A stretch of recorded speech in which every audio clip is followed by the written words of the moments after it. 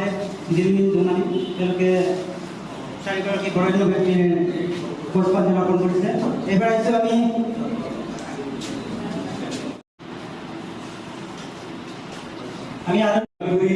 জিলা কবি সন্মিলন আৰু টংলা কবি সন্মিলনৰ উদ্যোগ সুগন্ধিক গীতাৰ কবি হীৰেন ভট্টাচাৰ্যদেৱ আৰু বৰেণ্য গীতিকাৰ সুৰকাৰ নাট্য কাকভঞ্জ আদিদেৱৰ শ্ৰদ্ধাৰ্ঘ্য আৰু বঁটা প্ৰদান অনুষ্ঠান বহুদিন বকুলৰ বন্ধুক নাগৰিক অনুষ্ঠানৰ উপস্থিত হোৱা মোৰ শ্ৰদ্ধাৰ সুধীবৃন্দ, বিভিন্ন প্ৰান্তৰ পৰা অহা কবি, সাহিত্যিক, গীতিকাৰ, শিল্পী সকলোকে মই আন্তৰিক শ্ৰদ্ধা নিবেদন কৰিছোঁ, স্বাগতম জনাইছোঁ। আজি আমি সকলোৱে অনুভৱ কৰিছোঁ যে যোৱাকালি আমাৰ সকলোৰে গৌৰৱৰ কবি, প্ৰেম আৰু জোনাকৰ কবি, সুগন্ধি প্ৰকৃতাৰ কবি হিৰুদাৰ 14 সংখ্যক স্মৃতি দিৱস আছিলে। আৰু আজি আমাৰ টংলাৰ এগৰাকী সুসন্তান, যিগৰাকী ব্যক্তিয়ে আমাৰ বৃহত্তৰ টংলাবাসী ৰাইজক এটা সময়ত সংগীতেৰে মুখৰিত কৰি তুলিছিল। সমগ্ৰ অসমৰ বুকুত টংলাক সংগীত আৰু সাহিত্যৰ ক্ষেত্ৰত এটা বিশিষ্ট স্থান তেখেতে দিবলৈ আগবাঢ়িছিল। সেইগৰাকী ব্যক্তিক শ্ৰদ্ধা নিবেদন কৰিবলৈ আজি আমি এই অনুষ্ঠানটো আয়োজন কৰিছোঁ। আৰু আপোনালোকৰ অমূল্য সমৰ্থন সহযোগিতাই আজি আমাৰ এই অনুষ্ঠানটো ফলপ্ৰসূ আৰু সাফল্যমণ্ডিত কৰি তুলিব। আৰু তাৰ ফলশ্ৰুতি আমি দেখিবলৈ পাইছোঁ, যিসকল ব্যক্তিয়ে সাহিত্য কলা সংস্কৃতিক আদৰ কৰে, অন্তৰেৰে গ্ৰহণ কৰে, অন্তঃকৰণেৰে বুজি পায়, সেইসকল ব্যক্তিয়ে এনেকুৱা স্বনামধন্য সংগীতজ্ঞ সাহিত্যিকসকলৰ স্মৃতি দিৱসবোৰ পালন কৰিব পাৰিলে খুব মনত এটা স্বস্তিৰ বিশ্বাস পেলায়। পায়োনিয়াৰ ছেকেণ্ডেৰী স্কুল আৰু এটি গৃহত আমি অনুষ্ঠানটো আয়োজন কৰিছোঁ আৰু আপোনালোকক ইয়ালৈ আমি আমন্ত্ৰণ জনাইছোঁ। আপোনালোকে আমাৰ আমন্ত্ৰণ ৰক্ষা কৰি ইয়ালৈ আহিছে, আমি আন্তৰিক ধন্যবাদ জ্ঞাপন কৰিছোঁ পুনৰবাৰ। আৰু মোৰ প্ৰথম কবিতা পুথি আমি চিনাকি কৰাই দিব বিচাৰিছোঁ আমাৰ টংলা অঞ্চলৰ এগৰাকী জ্যেষ্ঠ সাংবাদিক, এগৰাকী নিবন্ধকাৰ আমাৰ মাননীয় গৌৰীশংকৰ দাসদেৱ, তেখেতক আমি চিনাকি কৰাই দিব বিচাৰিছোঁ। দীপ্তিমা ভৰালীয়ে এখনি অংগবস্ত্ৰৰে আদৰণি জনাইছোঁ।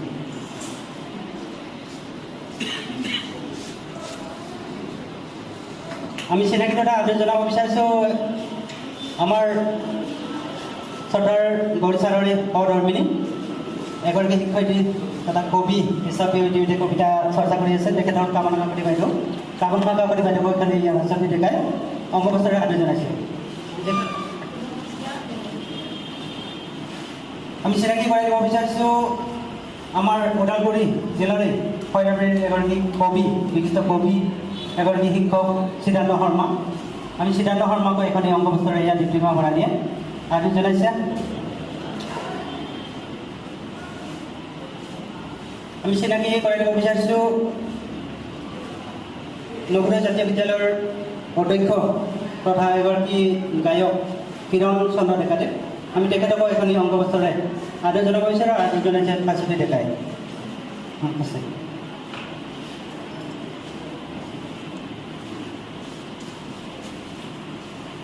আমি তেখেতৰ লগত কথা হৈছোঁ, আমি তেখেতৰ পৰা এটা আমি গীত শুনিম। তেখেতক আমি আদৰণি জনাব বিচাৰিছোঁ।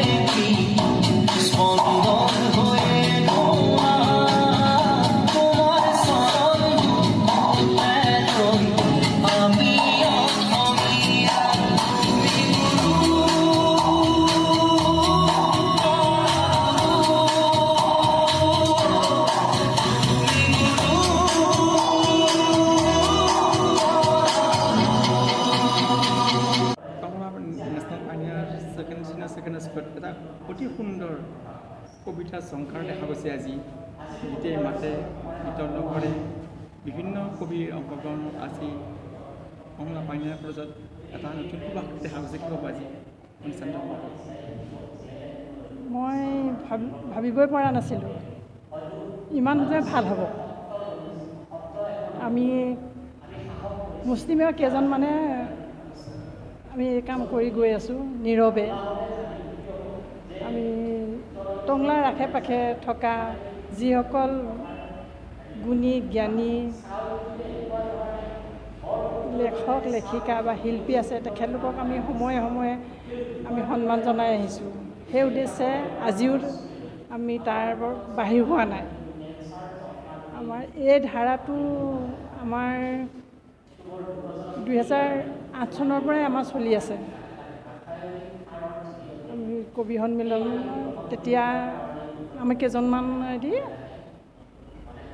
বিশেষ ফটিক নন্দন কাৰ্তিক চুতাৰ নিতু শৰ্মা ৰাজীৱ শৰ্মাকে আদি কৰি জয়া ডেকা বুলি এগৰাকী আছিলে তেখেতলোকক লৈ আমি কবি সন্মিলন অনুষ্ঠিত কৰিছিলোঁ তাৰপিছত লাহে লাহে মাজতে আমি অলপ স্থবিৰ হৈছিলোঁ মোৰ কিছু ঘৰুৱা অসুবিধাত তেতিয়া আমাৰ ছাৰক খগেন বৰা ছাৰক আমি সভাপতিত্ব প্ৰদান কৰি তেখেতে আগবঢ়াই লৈ গৈছিল বিশেষকৈ আমাৰ জ্যোতিপ্ৰসাদ কলিতা আৰু ফটিক নন্দনৰ অশেষ কষ্টৰ ফলত আমি ইমানখিনি পাইছোঁহি আৰু আজি কেনেকুৱা লাগিছে বাৰু আজি খুবেই ভাল লাগিছে সমিত বুকুখন ভৰি গৈছে যিহেতু বিশিষ্ট মহান কবি বিশিষ্ট ব্যক্তিক আজি সম্বৰ্ধনা জনাব হয় হয় কি ক'ব আজি তেখেতলোকৰ যি সৃষ্টিক আমি সন্মান জনাইছোঁ সন্মান জনাবলৈ পাই আমি টংলা কবি সন্মিলন সুখী হৈছোঁ কি ক'ব আজি ক'বলৈ গ'লে বহুত কথা আজি আমি টংলাৰ বুকুত যি দুগৰাকী মহান ব্যক্তিৰ সংগীতজ্ঞই হওক কবিয়ে হওক দুগৰাকী ব্যক্তিৰ আমি স্মৃতিচাৰণ কৰিছোঁ এগৰাকী হৈছে হিৰুদা প্ৰাণৰ কবি অসমবাসীৰ আন এগৰাকী আমাৰ বকুল তলৰ কবি আমাৰ গীতিকাৰ সংগীতজ্ঞ তপজ্জল আলীদেৱ তেখেত টংলাৰ বুকুতেই জন্ম হৈছিলে আৰু সেই কথাটো আমি টংলা কবি সন্মিলনে বহুদিনৰ পৰা অনুধাৱন কৰিছিলোঁ যে আমি বহু অনুষ্ঠান কৰোঁ কিন্তু আমাৰ টংলাৰ বুকুত জন্মগ্ৰহণ কৰি সমগ্ৰ অসমতে সংগীতৰ এটি যি ধাৰা এই ধাৰা তেওঁ প্ৰৱৰ্তন কৰিছিলে তেখেতক আমি সন্মান জনাব লাগিব সেইকাৰণে আমি এইবাৰ আমাৰ টংলা সন্মিলনত আমাৰ বাইদেউ আছে আমি কৰ্মকৰ্তা আমি কেইজনমানে আলোচনা কৰিলোঁ যে এইবাৰ আমি হিৰুদাৰ স্মৃতিচাৰণ আচলতে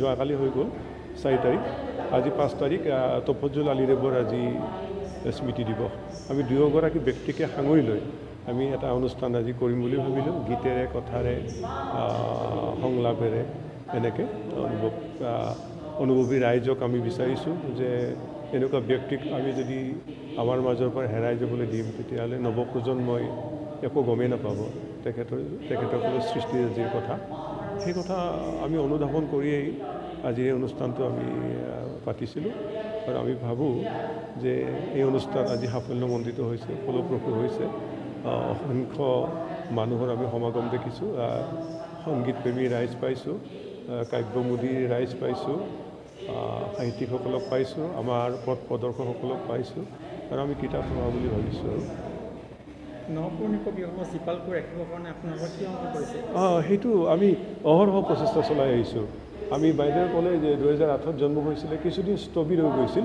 2017 চনৰ পৰা আমি আকৌ নতুনকৈ আমি খন ধৰি উঠিলোঁ উঠি পেলাই আমি বহুত ঠাইত অনুষ্ঠান কৰিছোঁ আমি ক'ভিড সৃষ্ট পৰিৱেশতো ননৈ নদীৰ পাৰৰ বাকৰিত আমি কবিতাৰ সভা এখন পাতিছিলোঁ তাতে বিভিন্ন প্ৰান্তৰ পৰা আমি কবি মাতিছিলোঁ আৰু একেবাৰে গাঁৱৰ মানে একেবাৰে ভিতৰলৈ সোমাই গৈছিলোঁ আমি প্ৰতিভাৱান ব্যক্তিক মানে কবিসকলক ওলাই আনিবৰ কাৰণে চোতালে আমি অনুষ্ঠান কৰিছোঁ যে তেনেকৈ আমি সকলোকে আমাৰ মাজলৈ আনিবৰ কাৰণে আমি চেষ্টা কৰিছোঁ আৰু আমাৰ এটা চিন্তা চৰ্চা আছে যে যিসকল কবিতা চৰ্চা কৰে তেওঁলোকৰ কবিতা যাতে আমাৰ বিষ্ণুৰাভাৰ নিচিনাকৈ তেখেতৰ প্ৰতিভা বহুত হেৰাই গৈছিল।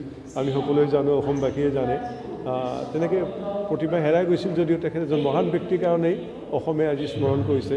ঠিক তেনেকৈ আমি নৱন প্ৰজন্মকো তেখেতসকলৰ এই শৈশৱৰ পৰা যিটো সৃষ্টি, সেই সৃষ্টিক আমি উজ্জীৱিত কৰি ৰাখিবৰ কাৰণে আমি অহৰহ প্ৰচেষ্টা চলাইছোঁ। আৰু আমাৰ উদ্দেশ্য হৈছে নৱপ্ৰজন্মক আগবঢ়াই নিয়া। আমাৰ মাজৰ পৰা হেৰাই গৈছে ভূপেন হাজৰিকা, জুবিন গাৰ্গ, মহান মহান শিল্পী, গীতিকাৰ, সাহিত্যিক, আৰু এইসকলক জীৱিত কৰি ৰাখিবৰ কাৰণে আজিকালি শিক্ষানুষ্ঠানত যিসকল ছাত্ৰ ছাত্ৰীবিলাক আছে তেওঁলোকে কবিতাৰ প্ৰতি মোহ ভংগ হৈছে আৰু মোবাইলৰ প্ৰতি আসক্তি হৈছে আৰু কবিতা লিখিবলৈ পাহৰি গৈছে। সেইসকল আহ্বান জনাই কি ক'ব? সেইটো এটা ডাঙৰ বিষয় হৈ পৰিছে আমাৰ সমাজখনৰ কাৰণে। যে আজি আমি এটা অনুভৱ কৰিছোঁ যে যিমান নবীন কবি হ'ব লাগিছিল, তাৰমানে 20ৰ মানে অনুৰ্ধৰ তেনেকুৱা আমি কবি নাপালোঁ। বহুতক আমি খবৰ দিছিলোঁ, কিন্তু আপুনি কোৱাৰ নিচিনাকৈ ঠিকেই যে মোবাইলৰ প্ৰতি আসক্ত হৈছে। মোবাইলটো ভাল ব্যক্তিৰ কাৰণে ভাল, বেয়াৰ কাৰণে বেয়া। সকলো ভাল বেয়া তাত সোমাই আছে। বিচাৰি চাব জনাজনহে আচল। আৰু সুধাকন্ত ডক্টৰ ভূপেন হাজৰিকা, আজি হীৰেণ ভট্টাচাৰ্য, আজি তফজ্জুল আলী, আজি আমাৰ প্ৰাণৰ শিল্পী জুবিনক বিচাৰি চলা কৰিলে আমি নাপাওঁ। তেখেতসকল স্বৰ্গগামী হৈছে। তেখেতসকলৰ যিটো কৰ্মৰাজি, এই কৰ্মৰাজি আমাৰ অসমৰ মাটিত একেবাৰে সংস্পৃক্ত হৈ আছে। এই সংস্পৃক্ত হোৱা তেখেতৰ কলা সংস্কৃতিখিনি, তেখেতসকলৰ যি উদ্দেশ্য আছিলে অসমবাসীক বিশ্বৰ দৰবাৰত প্ৰতিষ্ঠা কৰা, সেই উদ্দেশ্যত উপনীত হ'বৰ কাৰণে ঠিক আমাৰ দৰে মানুহে চেষ্টা কৰিব লাগিব। এনেকৈ আমি গাঁৱে ভূঞে বিভিন্ন স্থানত আমি কবিতাৰ সভা পাতি, গীতৰ সভা পাতি আমি হেৰাই যাব খোজা প্ৰতিভাসকলক, প্ৰতিবাদৰ ব্যক্তিসকলক নৱপ্ৰজন্মৰ মাজত পৰিচয় কৰি দিবৰ কাৰণে আমাৰ এটা চেষ্টা সদায় থাকিব আৰু আমি চেষ্টা কৰি যাম। আজি আমাৰ বঁটা আমি 5গৰাকী ব্যক্তিক আমি নিৰ্বাচন কৰিছিলোঁ। এজন হৈছে আমাৰ শিক্ষাগুৰু টংলা মহাবিদ্যালয়ৰ অৰ্থনীতি বিভাগৰ প্ৰবক্তা ঘনকান্ত ডেকাদেৱ। তেখেতক কবিতাৰ ক্ষেত্ৰত এটা বঁটা দিয়া হৈছে। আৰু আমাৰ পূৰ্ণিমা ভূঞা বাইদেউক কবিতা চৰ্চাৰ ক্ষেত্ৰত বঁটা দিয়া হৈছে। আৰু এগৰাকী নতুনকৈ উঠি অহা কবি বিদিশা শৰ্মা, তেওঁকো আমি উদগনিমূলক এটা বঁটা দিছোঁ কবিতাৰ কাৰণে। আৰু সংগীতৰ এই বিশাল ক্ষেত্ৰখনত, এই টংলা অঞ্চলত এগৰাকী ব্যক্তিয়ে আমি জনাৰে পৰা ভায়লিন অৰ্থাৎ বেহেলা পৰিৱেশন কৰি তেখেতে নিজে শিল্পী হিচাপে প্ৰতিষ্ঠিত হৈছে। লগতে বহু শিল্পীক তেওঁ গঢ় দিছে। বহুত ছাত্ৰ ছাত্ৰীয়ে তেওঁৰ পৰা বেহেলা শিকিছে আৰু প্ৰতিটো সংগীত অনুষ্ঠানত তেখেত আমাৰ লগত থাকেই। তেনেকুৱা ব্যক্তি এজনক আমি নিৰ্বাচন কৰিলোঁ। আৰু শিল্পী প্ৰাণ এইটো তেখেতক আমি দিলোঁ শিল্পী প্ৰাণ সন্মান। ঠিকেই কৈছোঁ, শিল্পী প্ৰাণ সন্মান দিছোঁ। তাৰপিছত দিছোঁ আমাৰ অক্লান্ত সৈনিক সন্মান দিছোঁ আমি ক্ষীৰা শইকীয়া ডেকা বাইদেউক। তেখেতে গৃহিণী যদিও সমগ্ৰ কাম পিছুৱাই থৈ এই ওদালগুৰি অঞ্চলত বিভিন্ন সাহিত্য অনুষ্ঠানত তেখেতে অংশগ্ৰহণ কৰে। আৰু আমাৰ মহিলাসকলক উজ্জীৱিত কৰিবৰ কাৰণে, সাহিত্য চৰ্চা কৰিবৰ কাৰণে তেখেতে বহুত চেষ্টা কৰিছে। আমাৰ ৰঞ্জিতা ডেকা বাইদেউৰ লগত ওতঃপ্ৰোতভাৱে জড়িত থাকি এই অঞ্চলত বহুত তেখেতে সাহিত্য কৰ্ম কৰিছে। সেইকাৰণে তেখেতক আমি অক্লান্ত সৈনিক বঁটা আমি দিছোঁ। আৰু লগতে আমাৰ কাব্য প্ৰেৰণা বঁটাৰ কথা আমি ক'লোৱেই, তিনিগৰাকী ব্যক্তিৰ কথা। এইখিনি আছিলে আমাৰ আজিৰ বঁটা প্ৰাপক ব্যক্তিসকলৰ নাম। আৰু আমি নাজানো যে আমি উপযুক্ত ব্যক্তিক আমি নিৰ্বাচন কৰিব পাৰিছোঁ নে নাই। আমাৰ ধাৰণাৰে কিন্তু তেখেতসকলে আমাৰ কাৰণে, আমাৰ সমাজখনৰ কাৰণে বহুত কিবা কিবি কৰিছে বুলি আমি ভাবোঁ। আজি কবিসন্মিলনৰ যোগেদি টংলাবাসীৰ লগতে BTCৰ লগতে অসমবাসী কি আমাৰ জনাব? সেইটো এটা ভাল কথা সুধিছে আপুনি। আমাৰ টংলা কবি সন্মিলনে আমাৰ টংলাৰ বুকুতেই আমি অনুষ্ঠান পাতিছোঁ। পায়নিয়াৰ ছেকেণ্ডেৰী স্কুলত আমাৰ BTR অঞ্চল যিহেতু বিভিন্ন জাতি জনগোষ্ঠীৰ মানুহেৰে আমি সংমিশ্ৰিত হৈ আছোঁ। কিন্তু আমাৰ অনুষ্ঠান এনেকুৱা যে ইয়াত কোনো জাতি বৰ্ণ ধৰ্ম ভাষাৰ কোনো কথা নাই। আমি ইয়াতে আমাৰ ৰাভা, বড়ো, বিভিন্ন জাতি জনগোষ্ঠী, আদিবাসী, আমাৰ অসমীয়া ভাষী সকলো মানুহকে আমি সাঙুৰি লৈছোঁ। লৈ পেলাই আমি এটা বৃহৎ জনগোষ্ঠী হিচাপে, অসমীয়া জাতি হিচাপে আমি সকলোৱে মিলিজুলি যাতে আমি সংস্কৃতি আৰু সাহিত্যৰ ক্ষেত্ৰখন আগুৱাই নিব পাৰোঁ তাৰে চেষ্টা কৰিছোঁ আৰু আমি আশা ৰাখিছোঁ আমাৰ দৰে এনেকুৱা অনুষ্ঠানৰ যোগেদি আমাৰ এই অঞ্চলৰ সকলো অনুষ্ঠান প্ৰতিষ্ঠানে যদি এনেকুৱা পদক্ষেপ লয় তেতিয়াহ'লে আমি নতুন সাহসেৰে আগবাঢ়ি যাব পাৰিম বুলি আমি আশাবাদী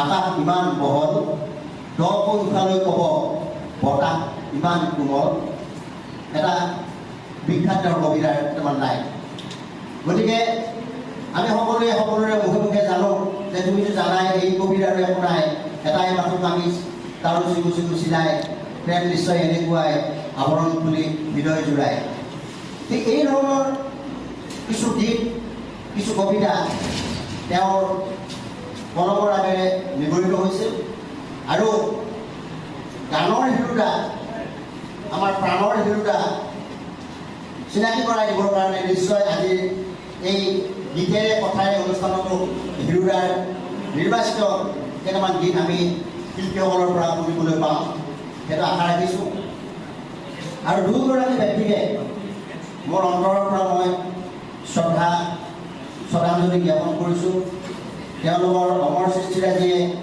আমাৰ নৱপ্ৰজন্মক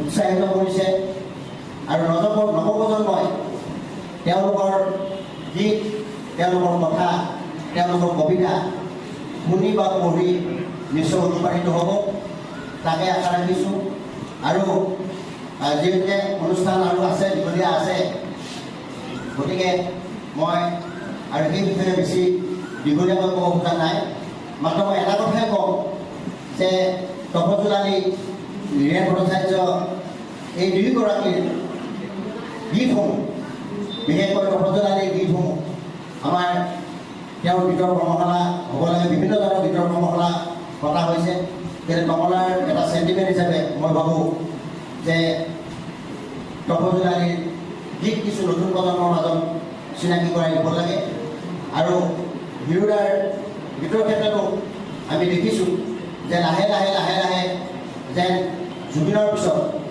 হিৰোতাৰ গীত গোৱা মানুহ আমি সৃষ্টি কৰিব লাগিব বা মানুহ ওলাবলৈ নোৱাৰে সেইটো আমাৰ মনত সংশয় হয় কাৰণ আমি এনেকুৱা এটা জাতি যিয়ে আমি আৱেগত উঠি বাঢ়ি যাওঁ আমি আৱেগতে বহুত কাম কৰোঁ কিন্তু বিবেকেৰে বা মগজুৰে বা অন্তৰেৰে আমি সেই কাম কেতিয়াও কৰিবলৈ আগবাঢ়ি নাহোঁ গতিকে শ্ৰদ্ধাৰ হিৰোতা শ্ৰদ্ধাৰ তপজোলালী এই দুয়োগৰাকীৰে আজিৰ এই স্মৃতি দিৱস টংলা কবি সমাজৰ উদ্যোগত আয়োজিত কৰি আমাক সকলোকে উৎসাহিত কৰিছে আমাক নষ্টালজিক কৰিছে আমি বহুত পুৰণি দিনলৈকে বহুত মানুহ হৈ মিলি আৰু বহুত মানুহ উভতি গৈছে টংলাৰ পুৰণি মানুহ গতিকে আমি এই অনুষ্ঠানৰ সফল কামনা কৰিছোঁ আৰু পূৰ্বাই কৈছে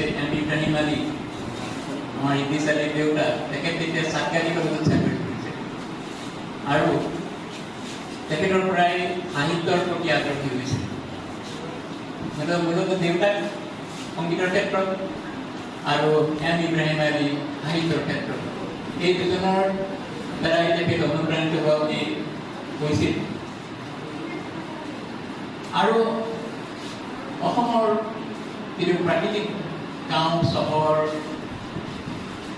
ইয়াৰ হাবি বননি ফুল লতিকা গছ লতিকা এইবিলাকে আকৰ্ষণ কৰিছিলে এই গীতটোৰে তেখেতে অমৰ হৈ ৰ'ব তপজোলালী আমাৰ মাজত বহুদিন বকুলৰ গোন্ধ পোৱা নাই এই গীতটিৰে হয় কিছুমান মানুহৰ একোটা সৃষ্টি দুৰ্গমীয়া হৈ ৰৈ তেনেদৰে তপজোলালী দুৰ্গমীয়া হৈ ৰ'ব আমাৰ সকলোৰে বাবে আমাৰ মনত আমাৰ মঞ্চত উপস্থিত অন্যান্য জ্যেষ্ঠ কবি সাহিত্যিকসকল আৰু সকলোকে প্ৰথমতে ধন্যবাদ আৰু কৃতজ্ঞতা জ্ঞাপন কৰিলোঁ মই আজি কবিতাৰ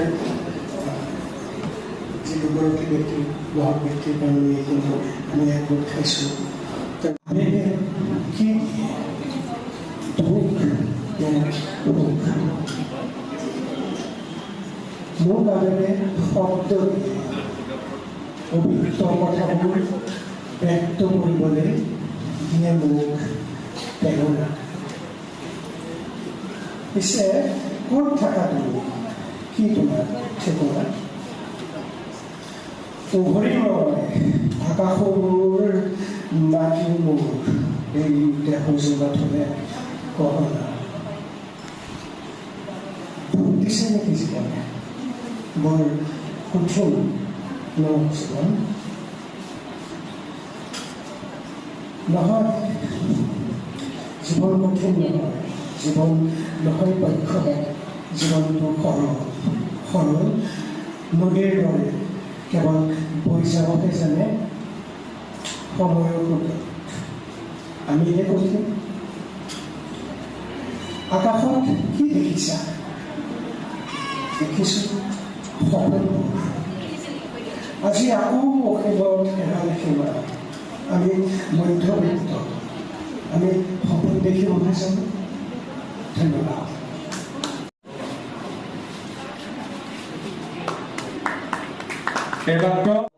ঘৰ এখনৰ দৰে মই কবি দুখৰ এৰাতি হেজাৰটা ৰাতিৰ দৰে দীঘল হৈছিল নোযোৱা নোপোৱা ডুবি যোৱা ভৰিখনৰ কথা পাহৰি এন্ধাৰৰ মাজেৰে মই দৌৰি আছিলোঁ শত সহস্ৰ যোজন দৌৰ যেন লাগিছিল মোৰ গন্তব্যস্থল বহুকাল দৌৰি দৌৰি আহি আঁতৰ হৈ বিচাৰি আছিলোঁ কোমলা নৈৰ ঘাটটো চোতালত কাণ ওলাই গৈ আছিলোঁ শুনিবলৈ সেই চিনাকি চৰাইৰ কলৰৱ এইমাত্ৰ আমাৰ মাজত অৰ্জুন ৰাজে কবিতা পাঠ কৰি কবিগৰাকীক আমি পুনৰ ধন্যবাদ জনাইছোঁ মাথো অনিশ্চয়তাৰ ভয় হৃদয়ত ঘূৰি ফুৰা নিশাৰ এন্ধাৰৰ শব্দবিহীন বনৰ মাজত জাগ্ৰত হৈ পৰা বিশাল ভয় নাই আজি স্পষ্টবাদী কণ্ঠৰে ধুমুহাৰ গৰ্জনী সৃষ্টি কৰিব পৰা মনত শক্তি মাথো আছে চৌদিশে হৃদয়ৰ কোণত লুকাই থকা এন্ধাৰৰ ছাঁ নিশাৰ সেই গভীৰতাৰ মাজত কঁপি থকা শংকা ভৰা বিপ্লৱী আত্মা ভয় আজি অন্যায় আৰু মিছা প্ৰতিশ্ৰুতিৰে চৌদিশে ৰাজশাসনলৈ দৃষ্টি কৰা ক্ষমা কৰিব ভয় আজি অন্যায় আৰু মিছা প্ৰতিশ্ৰুতিৰে চৌদিশে ৰাজশাসনলৈ দৃষ্টি থকা মহানায়কলৈ মিছা পোহৰেও যেতিয়া প্ৰতিশ্ৰুতি দিয়ে ভয় লাগে সত্যই যেতিয়া মুখ ঢাকে শব্দৰ প্ৰতিধ্বনি আজি মাথো পোহৰবিহীন দপদপকৈ জ্বলি থকা একুৰা জুই য'ত মাথো আশা ভৰসাৰে পৰিপূৰ্ণ মানৱ আজি শব্দৰ জালত বন্দী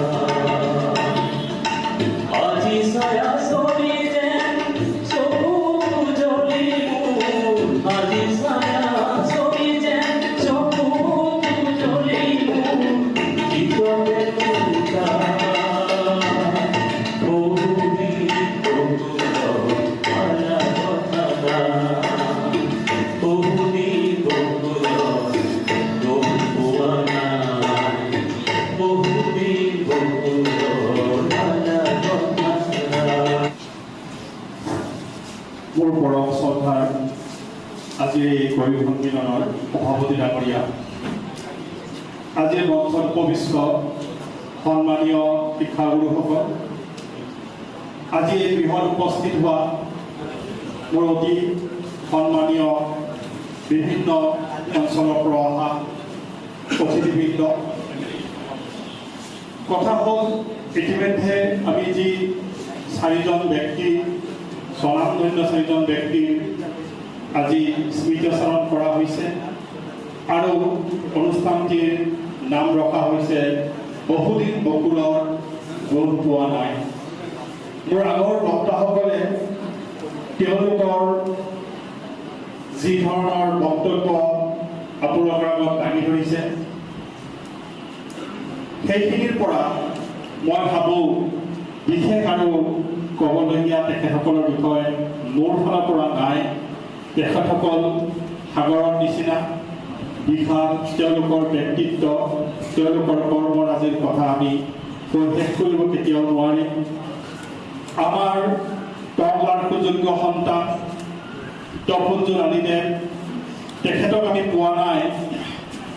আমি সৰু থাকোঁতে তেখেতৰ কিছু কথা আমি শুনিছিলোঁ, কিন্তু তেওঁক আমি খুব ভালদৰে তেওঁক লগ নাপালোঁ।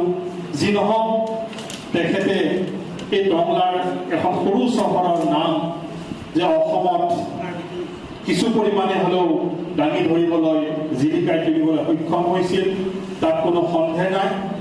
তেখেতৰ সংগীত পৰিচালনা হিচাপে 2খন বোলছবি, পুতলা ঘৰ আৰু সোণৰ হৰিণ, এই 2খনৰ কথা আমি জানো। সোণৰ হৰিণত কিছু কথা, কিছু দৃশ্য আমাৰ টংলাৰ আশে পাশে মোৰ ঘৰৰ ওচৰে পাজৰে কিছু দৃশ্যাংশ লোৱা হৈছিল। আমি সেইখিনি কথা পিছত গম পাওঁ। আমি তেতিয়া অত্যন্ত অতি সৰু আছিলোঁ, আমাৰ দাদাসকলে পাইছিলে নিশ্চয়। যি কি নহওক, বৰ বহলাই মই ক'বলৈ বিচৰা নাই। আজি এই অনুষ্ঠানখনৰ মুৰব্বী হিচাপে মই অতি গৌৰৱ অনুভৱ কৰিছোঁ যে আজি এই অনুষ্ঠানখনে আপোনালোকৰ পদধূলি পাইছে আৰু পদধূলিৰে আমি নিজকে ধন্য মানিছোঁ। আৰু এনেদৰে অনুষ্ঠান, যি অনুষ্ঠানে আমাৰ মনত এক সমন্বয়ৰ বাৰ্তা কঢ়িয়াই আনিব পাৰে, সেই অনুষ্ঠান আজি ইয়াত অনুষ্ঠিত হোৱাৰ বাবে মই আয়োজকসকলক মোৰ ফালৰ পৰা চিৰকৃতজ্ঞ হৈ লওঁ। আৰু এনেকুৱা অনুষ্ঠান ভৱিষ্যতেও যাতে এই অনুষ্ঠানখনত পাতিবলৈ আমি সুযোগ পাওঁ, তাৰ বাবে মই আশাৰে বাট চাম। আৰু এনেকুৱা বিশেষ ব্যক্তিসকলৰ বিষয়ে আমাৰ ছাত্ৰ ছাত্ৰীসকলৰ মাজত আমি কিছু পৰিমাণে সচেতনতাৰ সৃষ্টি কৰি আহিছোঁ। যোৱা বছৰো কৰিছিলোঁ, এই বছৰো কৰিছিলোঁ, আগৰ বিগত বছৰবোৰত কৰা হৈছিলে। কিন্তু আমি সকলো ছাত্ৰ ছাত্ৰীক লৈ পেলাই কৰিব নোৱাৰোঁ, কাৰণ যথেষ্ট সংখ্যক থাকে আৰু নিয়মীয়া ক্লাছসমূহ থাকে। কিন্তু কিছুমান ক্লাছৰ মাজত কেতিয়াবা আমি তেওঁলোকৰ জন্মতিথি বা তেওঁলোকৰ মৃত্যু তিথিত তেনেকুৱা অনুষ্ঠানবিলাক আয়োজন কৰি আহিছোঁ। আৰু ভাবিছোঁ যে সাহিত্যই হৈছে একমাত্ৰ আমাৰ মূলধন, যি সাহিত্যই আমাক মানৱতাৰ গান শিকায়, যিয়ে আমাক সমন্বয়ৰ বাৰ্তা দিয়ে আৰু আমাক মানৱ হিচাপে জীয়াই থকাৰ উৎসাহ দিয়ে। গতিকে সেই সাহিত্য আমাৰ উঠি অহা প্ৰজন্মৰ মাজত একেবাৰে তেওঁলোকক চৰ্চাত অনাৰ কাৰণে, যিহেতু চৰ্চাত বহু পৰিমাণে কমি গৈছে, সেই চৰ্চাত অনাৰ কাৰণে আমি যত্নপৰ হ'বলৈ লাগিব নিশ্চয়। কাৰণ আমি জানো আজি হতাশাত ভোগে আমাৰ ছাত্ৰ ছাত্ৰীসকলে। আমি জানো যে আজিৰ যিটো যান্ত্ৰিকতাত, এই যান্ত্ৰিকতাত তেওঁলোকৰ বহু সমস্যা তেওঁলোকে সমাধান কৰিব নোৱাৰে আৰু তেওঁলোকে বিভিন্ন অবাটে বাট লয়। আৰু এই ক্ষেত্ৰত আমি যেতিয়া ছাত্ৰ আছিলোঁ, আপোনালোক নিশ্চয় জানে, আপোনালোকেও ছাত্ৰ আছিল, আমিও তেনেকুৱা মনত হতাশাই কেতিয়া আগুৰি ধৰিছিলে তেতিয়া আমি কবিতাৰ আশ্ৰয় লৈছিলোঁ, সাহিত্যৰ আশ্ৰয় লৈছিলোঁ, গল্পৰ আশ্ৰয় লৈছিলোঁ আৰু আমি আমাৰ মনটোক আকৌ উজ্জীৱিত কৰিবলৈ পাৰিছিলোঁ। গতিকে এইখিনি বাৰ্তা আজিৰ প্ৰজন্মক আমি কেনেদৰে দিম সেই কথাৰ ওপৰত আমি এতিয়া চিন্তা চৰ্চা নিশ্চয় কৰিব লাগিব আৰু আমাৰ ফালৰ পৰা ইতিমধ্যে কৰি থকা হৈছে। কাৰণ তেওঁলোকে ল'ব, আমি কেনেকৈ দিম আৰু তেওঁলোকে কেনেকৈ ল'ব, এইটো এটা মাজত কমিউনিকেশ্যনৰ এটা কথা আছে। এই কমিউনিকেশ্যনৰ অলপ কিছু খেলি মেলি এটা হৈছে। আমি দিবলৈ বহুত বিচাৰি আছো, কিন্তু তেওঁলোকে ল'বলৈ অনিচ্ছুক হয় কেতিয়াবা। সকলোৰে কথা মই কোৱা নাই, কিছু সংখ্যক। গতিকে দিয়া আৰু লোৱাৰ ক্ষেত্ৰত এই কমিউনিকেশ্যনৰ যিটো গেপ হৈ আছে বা যিটো মানে কৌশলগতভাৱে যিটো এটা আশোহা আছে, এইখিনি আঁতৰাবৰ কাৰণে আমি নিশ্চয় সকলোৱে যত্নপৰ হওঁ। এইখিনি কৈ মোৰ বক্তব্য সামৰণি মাৰিছোঁ। ধন্যবাদ। কলাগুৰু বিষ্ণুপ্ৰসাদ ৰাভা যেতিয়া ৰোগশয্যাত আছিল, সেই সময়তে হিৰুলাই এই কবিতাটো লিখিছিল, প্ৰতীক্ষা। বহু পৰ্ব বেৰিয়া লাহানিয়া, ধান কাটি ৰোৱনী যেন ৰৈ আছে পাছপথাৰতে এতিয়াও। আজি গধূলি কমৰেড ৰাভা এইবাবে আহিব উভতি। আজি গধূলি কমৰেড ৰাভা এইবাবে আহিব উভতি। চিবুঙৰ ঘূৰে ঘূৰে ইগাও সিগাও সাতুগাও, চিবুঙৰ ঘূৰে ঘূৰে ইগাও সিগাও সাতুগাও, ৰজন জনাই যাবহি। আজি গধূলি কমৰেড ৰাভা এইবাবে আহিব উভতি। আজি গধূলি কমৰেড ৰাভা এইবাবে আহিব উভতি। ধন্যবাদ। কবিগৰাকীয়ে আমাৰ শ্ৰদ্ধা বৰ্তমানে তেখেতক এখন ফুলক গামোচাৰে বৰণ কৰিছে টঙলা কবি সন্মিলনৰ সন্মানীয় সভাপতি সবিনৰ নাম কৰা দেৱে। আৰু তেখেতক এয়া এখনে অংগবস্ত্ৰৰে আদৰ জনাব আমাৰ শ্ৰদ্ধাৰ বিশিষ্ট সাহিত্যিক মাননীয় জয়ন্ত কুমাৰ চক্ৰৱৰ্তীদেৱে। এটি স্মাৰক প্ৰদান কৰিব টঙলা সাহিত্য সভাৰ সন্মানীয় সভাপতি মাননীয় ভূপেশ্বৰ বৰুৱাদেৱে।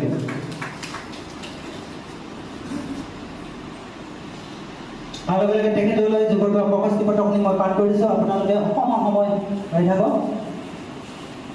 ওদালগুৰি জিলা কবি সন্মিলন আৰু টঙলা কবি সন্মিলনৰ উদ্যোগত প্ৰগতি বকিলাৰ কবি ধীৰেন ভট্টাচাৰ্যদেৱ আৰু বৰেণ্য সংগীতজ্ঞ তফুজল আলীদেৱৰ শ্ৰদ্ধাৰ্ঘ্য অনুষ্ঠান বহুদিন বকুলৰ গুণ পোৱা নাই। বিশিষ্ট লেখিকা শ্ৰীযুতা ক্ষীৰাৱত্যা ডেকালৈ অক্লান্ত হৈ সন্মান 2026। সুন্দৰীতে ফুলাৰ মন্ত্ৰ অহোৰাত্ৰি মাতে, সেয়েহে আজি ইমান ফুল প্ৰভাতে প্ৰভাতে।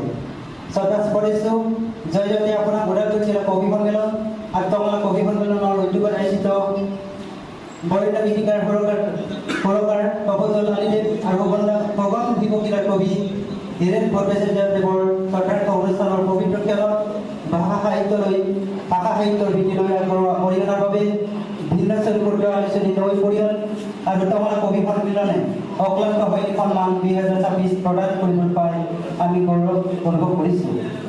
অসমীয়া সাহিত্যৰ আকাশত এগৰাকী কবি, গল্পকাৰ, নিবন্ধকাৰ হিচাপে আপোনাৰ সৃষ্টিশীল মনত সংবিধানশীল অনুভৱ আৰু সাহিত্য চৰ্চাই ইতিমধ্যে সাহিত্যপ্ৰেমীৰ দৃষ্টি আকৰ্ষণ কৰিছে। আপোনাৰ গল্প, কবিতাত জীৱন, সমাজ, প্ৰকৃতি আৰু মানৱীয় অনুভূতিৰ সজীৱ প্ৰকাশে নতুন প্ৰজন্মৰ সাহিত্য চৰ্চাক উৎসাহিত কৰাৰ লগতে অসমীয়া সাহিত্যক সমৃদ্ধ কৰি আহিছে। আপোনাৰ এই নিষ্ঠাপূৰ্ণ সাহিত্য সাধনা, সৃষ্টিশীল প্ৰতিভা আৰু সাহিত্য সংস্কৃতিৰ প্ৰতি আগবঢ়োৱা অৱদানৰ স্বীকৃতি স্বৰূপে আমি সশ্ৰদ্ধ চিত্তে অক্লান্ত হৈ সন্মান 2026 আগবঢ়াই আন্তৰিক অভিনন্দন আৰু শুভেচ্ছা জ্ঞাপন কৰিলোঁ। সাহিত্য সাধনাৰ পথত আপুনি অধিক কৃতিত্ব আৰু সাফল্য অৰ্জন কৰক, এয়া আমাৰ আন্তৰিক শুভকামনা। এগৰাকী বিশিষ্ট লেখিকা হিচাপে আপুনি ভাষা, সাহিত্য, সমাজ আৰু সংস্কৃতিৰ ক্ষেত্ৰত দীৰ্ঘদিন ধৰি নিষ্ঠা, একাগ্ৰতা আৰু আত্মনিয়োগেৰে অক্লান্তভাৱে সেৱা আগবঢ়াই আহিছে। আপোনাৰ সৃষ্টিশীল সাহিত্য চৰ্চা, সাংস্কৃতিক নেতৃত্ব, সমাজমুখী চিন্তা আৰু মূল্যবোধ ভিত্তিক কৰ্মই অসমৰ সাহিত্য সংস্কৃতি সমৃদ্ধ কৰাৰ লগতে নতুন প্ৰজন্মৰ বাবে অনুপ্ৰেৰণাৰ উজ্জ্বল দৃষ্টান্ত দাঙি ধৰিছে। আপোনাৰ এই নিৰল সাধনা সৃষ্টিশীল অৱদান ভাষা সাহিত্য আৰু সমাজৰ প্ৰতি অগাধ দায়বদ্ধতাক সশ্ৰদ্ধ স্বীকৃতি য'ত ক্ষুদ্ৰ আলোচনী নৈ পৰিয়াল আৰু টংলা কবি সন্মিলন তৰফৰ পৰা অকলাত সাহিত্য সন্মান 2026 আগবঢ়াই আমি ধন্য আৰু গৌৰৱ অনুভৱ কৰিছোঁ। আপোনাৰ কলমেৰে সত্য ন্যায় মনুষ্যত্ব আৰু সংস্কৃতিৰ চিৰদিন প্ৰজ্বলিত কৰি ৰাখক। আপোনাৰ সুস্বাস্থ্য দীৰ্ঘায়ু আৰু অধিক সৃষ্টিশীল কৰ্মযজ্ঞৰ বাবে আমাৰ আন্তৰিক শুভকামনা সদায় থাকিব। শুভকামনাৰে সৰ্বদলৰ সভাপতি ৰঞ্জী শইকীয়া ডেকা, কাৰ্যকৰী সভাপতি জ্যোতিপ্ৰসাদ কলিতা, সম্পাদক অৰূপ বড়ো, সহকাৰী সম্পাদক ৰঞ্জী শইকীয়া ডেকা, নৈ পৰিয়াল টংলা, এই প্ৰকাশী পত্ৰ সম্পাদন কৰিবৰ কাৰণে আমাৰ নৈ পৰিয়ালৰ হৈ ৰঞ্জী শইকীয়া ডেকা বাইদেউ মই অনুৰোধ জনাইছোঁ।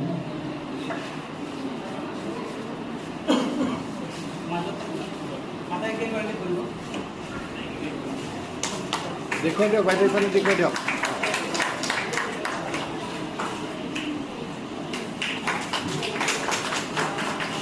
লেখক হিচাপে বিভিন্ন ঘাট প্ৰতিঘাটৰ মাজেৰে আপুনি সুদীৰ্ঘকাল অসমীৰ শুভ চিন্তক হিচাপে যি সংগ্ৰাম অব্যাহত ৰাখিছে সেয়া অতিকে প্ৰশংসনীয় আৰু শলাগিবলগীয়া।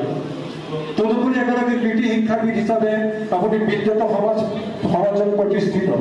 আপোনাৰ চিন্তাশীল ব্যক্তিত্ব আৰু সাহিত্য কৰ্মই ইতিমধ্যে এখন সুস্থিৰ সমাজ গঢ় দিবলৈ সক্ষম হৈছে। আপোনাৰ কাব্যিক অনুভূতি, ভ্ৰমণ বিলাসী মন আৰু বিশাল ব্যক্তিত্বই এখন অনুভৱ জ্ঞানৰ পথাৰৰ সন্ধান দিছে। ইতিমধ্যে আপুনি 8খনকৈ গ্ৰন্থ প্ৰকাশ কৰি ভাষা জননীক সমৃদ্ধ কৰিছে। এই সমূহ কৰ্মৰাজিৰ বাবে টংলা কবি সন্মিলনৰ তৰফৰ পৰা আপোনালৈ যাচিছোঁ আন্তৰিক শুভকামনা। ভাষা সাহিত্যৰ আগবঢ়াই অহা এই বহুমূলীয়া অৱদানৰ এটি সোণোৱালী স্বীকৃতি হিচাপে আমি ওদালগুৰি জিলা কবি সন্মিলন আৰু টংলা কবি সন্মিলনে আপোনাৰ কাব্য সাধনা সন্মান 2026 সন্মানেৰে বিভূষিত কৰিবলৈ পাই আজি আমি নথৈ আনন্দিত আৰু উৎফুল্লিত। গামোচাৰে গ্ৰহণ কৰিছে।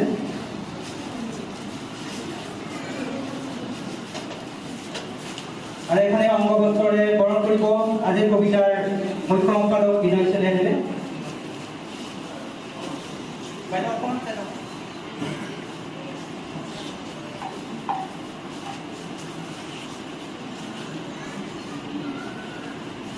আৰু তেখেতক স্মাৰকী প্ৰদান কৰিব ৰঞ্জী শইকীয়া ডেকা বাইদেৱে।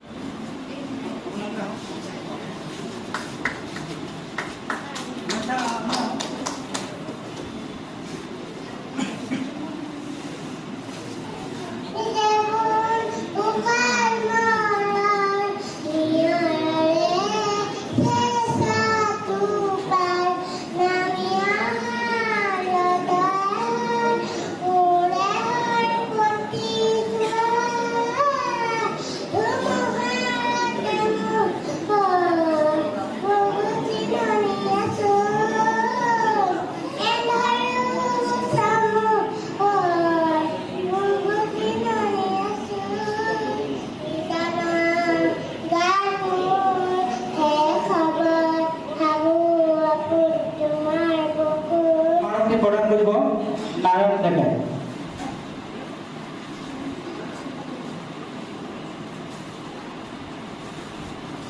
প্ৰশস্তি পত্ৰখন প্ৰদান কৰিব ওদালগুৰি জিলা সাহিত্য সভাৰ সন্মানীয় সম্পাদক দিবাকৰ বৰা ডাঙৰীয়া।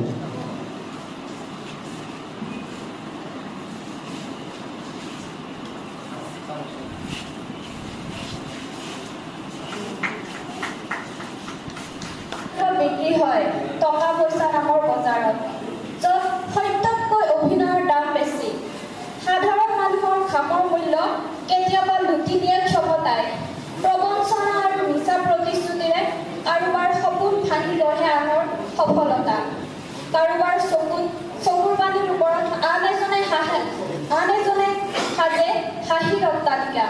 কাৰোবাৰ দুৰ্ভাগ্যৰ ভস্মৰ ওপৰত আন কাৰোবাৰ সৌভাগ্যৰ চিতা জ্বলি উঠে তথাপিও কোনোবা কোণত এটি অকণমান মন থমকি ৰ'ব খোজে শান্তিৰ অলপ বতাহ বিচাৰি সপোনবোৰ বুকুত সাৱটি এয়া যেন প্ৰতিযোগিতাৰ যুগ তথাপিও আশা আছে এদিন হয়তো মানুহে বুজিব অট্টালিকাতকৈ ডাঙৰ হয় হৃদয় স্বাৰ্থতকৈ মূল্যৱান হয় মৰম আৰু প্ৰতিযোগিতাতকৈ মানৱতা বহু বেছি সুন্দৰ ধন্যবাদ সুৰৰ আগ বিচাৰি মই ভুল কৰিছোঁ বুজিছোঁ মই ভুল কৰিছোঁ কিন্তু এই ভুলৰ অনুশোচনাৰ যথেষ্ট যাব এতিয়াতো নহয় এই অধ্যায়ৰ সমাপ্তি এয়া আৰম্ভণিহে মাত্ৰ নিদ্ৰাত শুনা শিলিখা চুবোৱাৰ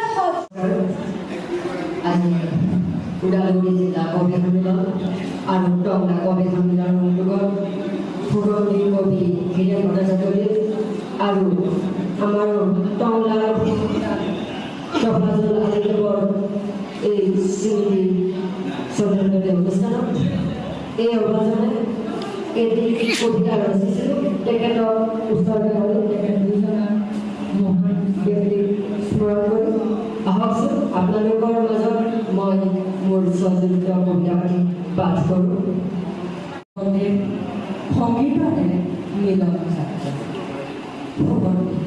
সংগীতৰ এখন মিলন ৰক্ত সঞ্চাৰৰ দৰে জীৱন জন্ম য'ত বিচিত্ৰ সুবাস শান্তিৰ ফুলেৰে সৃষ্টিৰ পবিত্ৰ বাসন হৃদয়ৰ বাহিৰ ধ্বনিত হয় হৃদয়ৰ বাহিৰ ধ্বনিত হয় সুৰৰ ঝংকাৰ জাতি মাটিৰ মূল্য অমূল্য কবি সংগীতৰ যুগৰ ঘোষণা কৰে মণিকাল সংযোগেৰে প্ৰেমৰ বিশাল আকাশত বিয়পাই দিয়া সুবাসৰ জ্যোতি জোনাকৰ নিশা সপোন জাগি থকা চিৰযুগমীয়া চিৰসেউজ ফুলেৰে ডাৱৰৰ আকাশত আশাৰ জোনাক বিলাই যোৱা আপুনিয়ে সুবাস আপুনিয়ে সুগন্ধি আপুনিয়ে প্ৰেমৰ সুৰৰ ধ্বনি সাহিত্যৰ সেউজ কাকতৰ গীতৰ সুগন্ধি পখিলা ৰদালিৰ কবি শিৰোদা তুমি সংগীতৰ মায়াময় কিংবদন্তি টফাজুল আলিদেৱ দি গলা সুৰৰ মোহনা সুৰে সৃষ্টি কৰে জীৱনৰ অন্য এক মাদকতা স্পৰ্শৰ স্পন্দন ব্ৰহ্মাণ্ডজোৰা অনুভৱৰ তৰংগ সুৰৰ সুন্দৰৰ ফুলনিৰ মন্ত্ৰৰে গঢ়ি তোলে ঐক্য সংগতি মানৱতাৰ অনুভৱৰ দলিচা আজিও বিয়পি আছে বিয়পি থাকিব বিচিত্ৰ এখন বাংময় চিত্ৰ ধন্যবাদ